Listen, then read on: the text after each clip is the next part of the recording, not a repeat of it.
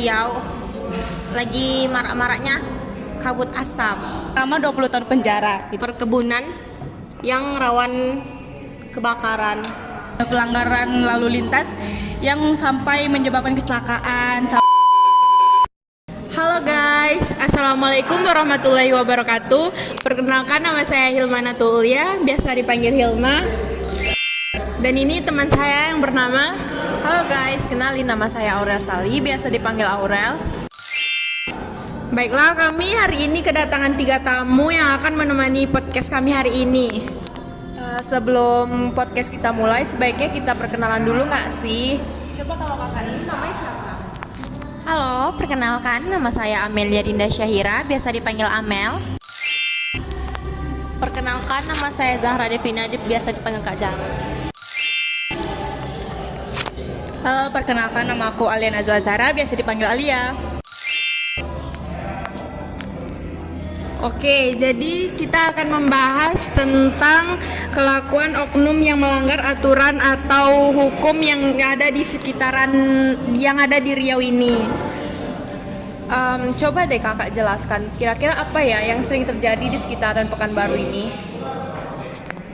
Oke, kan sekarang di Riau lagi marak-maraknya kabut asap yang mana mengganggu aktivitas masyarakat seperti kita anak kuliahan yang berangkat pergi kampus pagi-pagi naik motor, kan itu jarak pandang kita ke nengok ke suatu objek kan kayak jalanan kan susah kan.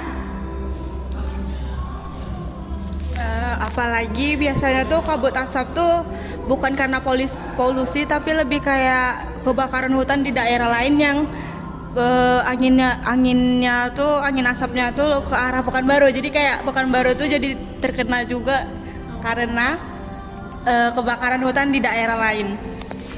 Oke, jadi penyebab kabut asap itu terjadi karena kebakaran hutan ya kak? Kalau boleh tahu nih kak, daerah mana aja sih yang masih sering terjadi kebakaran di Riau ini?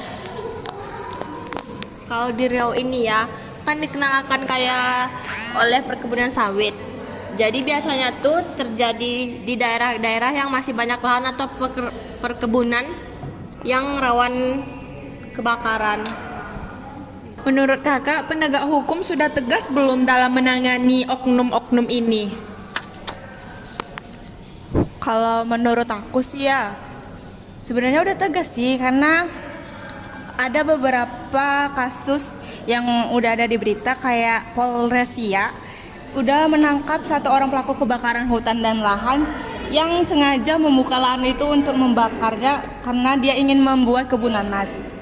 Tapi kayak cara dia tuh salah gitu, jadi kayak kebakaran dia tuh jadi meluap ke berbagai kebun lainnya.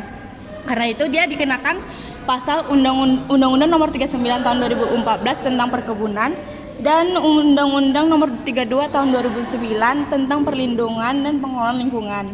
Terus dari KUHP sendiri pasal 87 ayat 1 mungkin dia akan dikenakan hukuman paling singkat 3 tahun atau yang paling lama 20 tahun penjara. Itu sih yang aku pahamin dari pertanyaan kakak.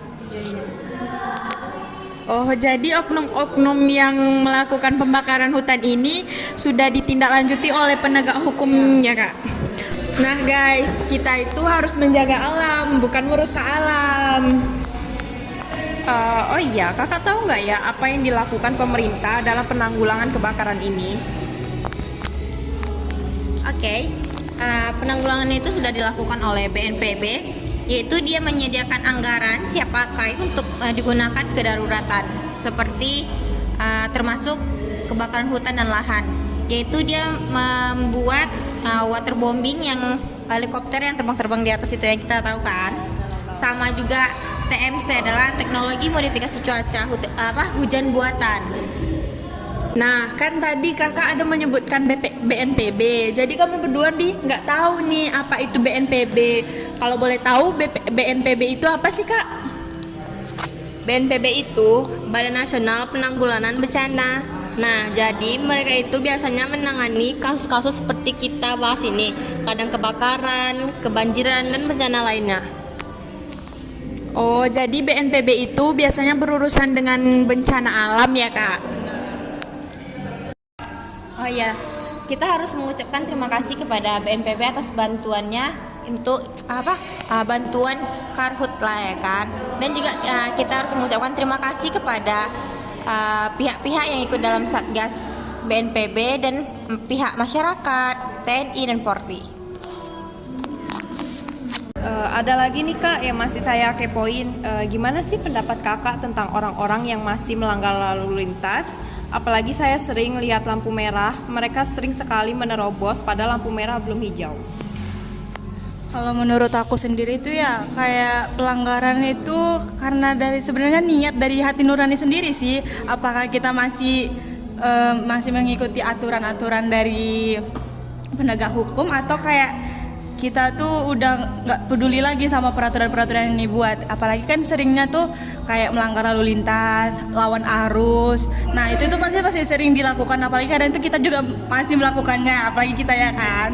Nah jadi kayak menurut aku tuh dari diri sendiri aja sih gimana nyadarnya apakah peraturan-peraturan untuk hal itu penting atau tidak kita lakukan. Apalagi kadang kan masih banyak tuh berita-berita tentang pelanggaran lalu lintas yang sampai menyebabkan kecelakaan, sampai nabrak orang. Nah, hal itu kan masih berarti kan kayak termasuk pembunuhan nggak sih? Kayak kita yang melakukan pelanggaran, apalagi kita tuh yang menyebabkan hal itu terjadi gitu loh. Itu aja sih menurut aku. Menurut Kakak, apakah penegak hukum sudah tegas atau belum dalam menangani oknum-oknum yang melanggar lalu lintas ini? Kalau menurut saya sudah. Kenapa kan? Kan kalau di lampu merah kan sekarang sudah ada kamera tilang elektronik yang mana kalau kita melanggar lalu lintas seperti menerobos lampu merah, nggak pakai helm, itu tuh kan nanti ada kayak pemanggilan atau pas bayar pajak kita harus membayar uang tilang gitu. Nah itu aja sih guys yang bisa kita bahas di podcast kali ini, karena mungkin kakak-kakak ini ada kesibukan lain, jadi sekian dulu ya, see you, bye.